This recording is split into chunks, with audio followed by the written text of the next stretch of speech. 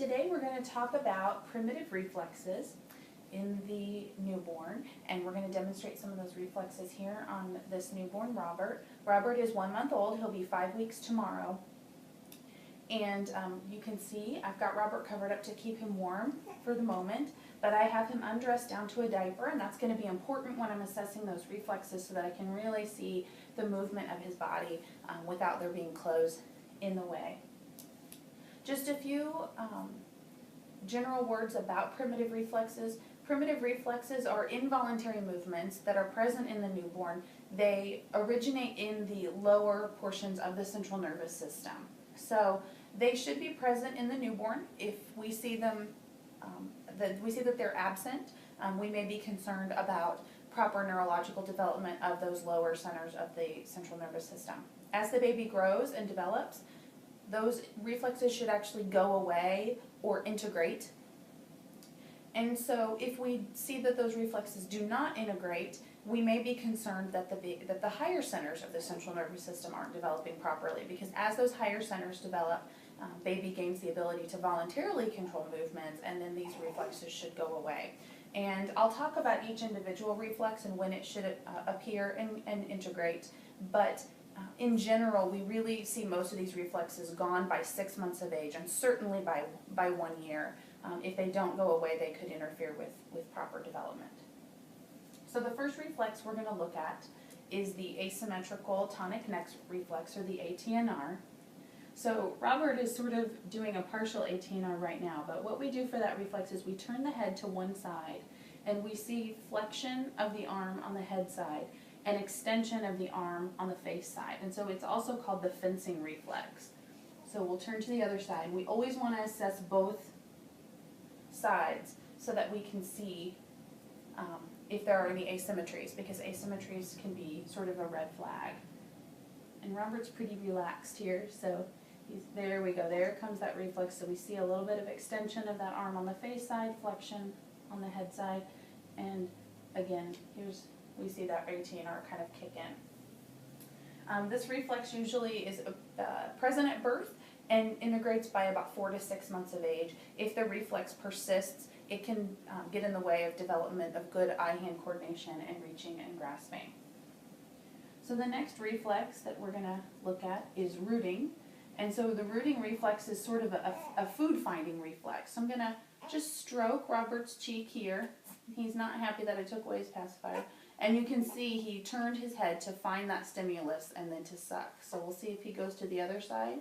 And he does. He overshot it a little bit. And that's a real classic rooting when you see that head going back and forth. And so we see that Robert has that reflex present. Most babies all should have that reflex at birth, and it usually integrates by about 3 months of age, when the baby really starts to gain good head control and doesn't need reflexive movement for food finding to find that nipple on the bottle or on mom's breast, and can really just go to it on their own. The next reflex we're going to look at are the grasping reflexes.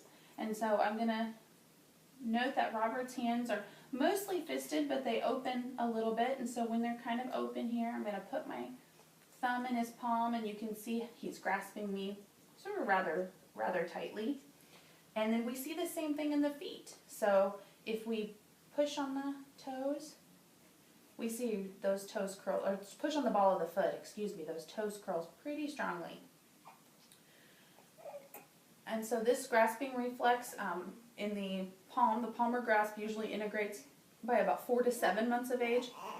Plantar grasp is going to integrate by about 9 to 12 months of age. And this really coincides with development of reach and grasp in the upper extremity. So if the reflex persists beyond 4 to 7 months, then the baby's going to have trouble developing the ability to voluntarily grasp and release an object. And if reflex persists past 9 to 12 months, as in terms of plantar grasp, then baby may have difficulty learning to stand and walk. Okay, so the next reflex that we're going to look at is the gallant reflex, and that reflex involves holding the baby in sort of a prone or a suspended position, and we stroke the spine, and we see here that the baby shifts his hips towards the side. So this is also sometimes called, and his is just not very strong right now. He might be a little bit young for this. Here we see it a little bit there. And there we go, back to the other side, one side, and then the other side. There we go. So that reflex sometimes is also called like the trunk incurvation, because you stroke along the side of the baby's spine and the trunk actually curves towards that side. And again, you do it in prone or a slightly suspended position, and usually you'll see those hips shifting back and forth. That reflex is going to integrate at around 3 to 6 months. And then the Moreau reflex is one that I usually save for fairly late in an assessment because it can be upsetting to the baby. It's essentially a startle reflex, and so, or the startle is actually a component of the Moreau. So what we do is we hold the baby in a seated or sort of semi-reclined position, and we drop him back, and we see the arms extend out to the side in a startle, and then they come back in toward the trunk, and then we see the cry. And so there's 3 parts to that reaction, or that reflex. Again, you drop the baby's head backwards, usually catching it in your hand, or you can put a pillow behind them so that the pillow can catch them. You see the arms extend outward in a startle, then the baby brings the arms back in and typically cries as well. And this reflex typically integrates by about 3 to 5 months, but again, we do see sometimes when even adults are under extreme stress, they're going to startle. So, but the startle shouldn't nearly be as strong after about the 3 to 5 month age range. And then finally, the last reflexes I'm going to show you are the standing and stepping. And so our newborns actually should be able to stand and bear some weight.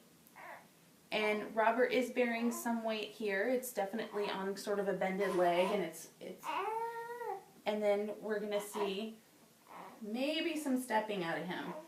Let's see. If we tilt the baby forward.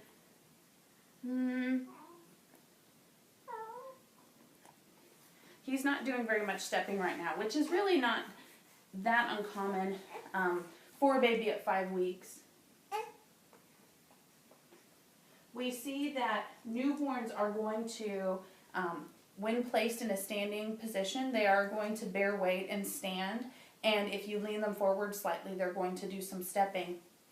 But often by about 1 to 2 months, these reflexes begin to integrate or disappear, really simply because the baby starts to gain weight and the legs really become, and the body really become too heavy for the baby to support and for the baby to do some stepping. So at 1 to 2 months of age, it might be a little bit early for that to be gone, but not that unusual. This is a reflex that you're really, those standing and stepping, you're really going to see in those really new babies. But again, once they're, usually by about 2 months old, we see those reflexes, the standing and stepping reflexes disappear. So that's just a little bit about reflexes. Thank you, Robert, for helping us today.